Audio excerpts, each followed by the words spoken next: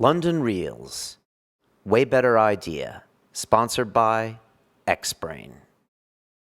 What's the first thing you do when you get into work in the morning? Check your email, right? Wrong.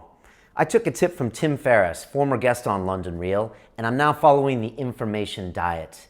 You see, when someone sends you a message on Facebook, email, or even Twitter, it's their agenda for your time. And what you need to focus on is your agenda. So I stay off the email and the messaging systems until 12 noon every day, and instead, I write that proposal that I need to, I make that phone call, or worst case, I compose an email, but I do it offline. That way, you can get the most done with your day and not just continually be reactive to those who are demanding your time. That's today's Way Better Idea, brought to you by the folks at Xbrain. If you want to check out their Way Better protein powder, it's grass-fed, it's free range. You can get 15% off with the customer code LondonReal. Click on the link below or go to xbrain.co.uk. Peace! So I thought that LSD made you permanently crazy, that if somebody took it, there was some fundamental change in the brain that made you unstable and that you would break down later under stress or something. And a friend of mine, I was always interested in the other. I grew up Jewish and I born in '53 and educated a lot about the Holocaust. So that was sort of the predominant education that I've got, that the biggest challenge is insanity, is cultural insanity and demonization and scapegoating and psychological processes.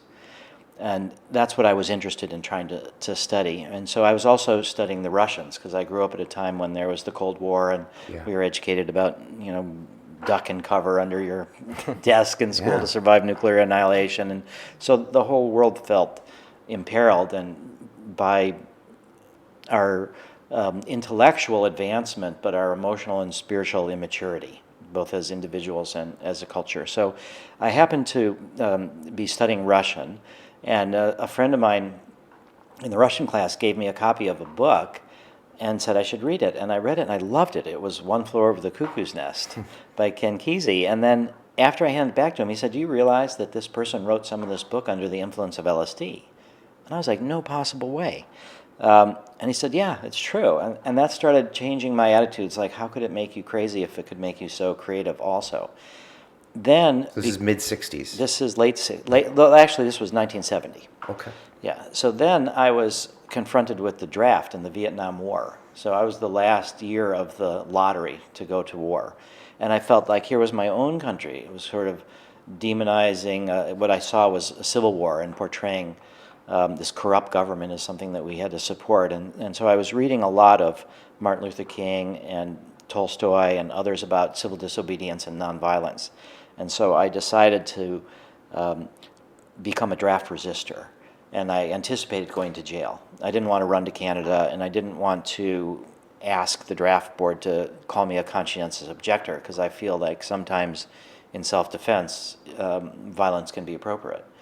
So I wasn't Malcolm X, very Malcolm X. Yeah, I wasn't a complete pacifist. I think, we talk about how, even Gandhi, it worked because he was against the British, who had some level of humanity, but if he was against the Nazis, he probably would have been annihilated also. So I was planning to be a draft resistor. My parents were supportive, but they said that I would never be able to get a normal job, that I would have a criminal record and I couldn't be. My dad's a doctor and my brother's a doctor. I couldn't be any professional. So the discovery that LSD, for me, when I took it in college, after I had changed my attitudes about it a little bit, it did for me what I had hoped my bar mitzvah would do, which was, I think most of us feel like the religious rituals that we have are pretty empty, that they don't really touch deeply. And so I remember after my bar mitzvah thinking, I'm the same person, nothing happened, and it was very disappointing. You wanted to be a man after that. Yeah, I really thought, I'm the oldest of 4 kids, I really thought something would change, and so nothing did. But then when I took LSD, it kind of sunk down really deep into that part of my psyche that I felt was connected to spirituality, connected to emotions. And so all of this kind of produced the fact that I was going to be a criminal, I was going to have limited choices for jobs. the fact that I was so interested in how psychologically we could work to help make a better world that I decided to become a psychedelic therapist.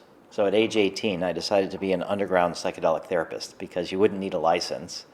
And it was a way to fight back against this criminalization. And I was also influenced by the idealism of the hippies and the sense that this mystical experience that often comes with psychedelics, the sense of connection, can help you identify as part of the human race, as part of, more so than our individual particularities. Right. This week on London Real, Max Kaiser is back to talk crowdfunding and George Galloway's run for mayor of London. Raise a million, X number of thousands of people want this. They want me as mayor. This is the target.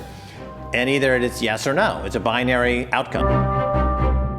It's a serious attempt, again, to disrupt this political process, which everyone agrees is completely corrupted by big business, big corporations. There's the mayor's office, and then there's the mayor's public relations office. And it's a parade all day long of big business, you know, coming through that office, looking to do deals. Boris Johnson's over in China in a helicopter and saying Chinese people come to London. You know, well, what about all the jobs that ended up going to China?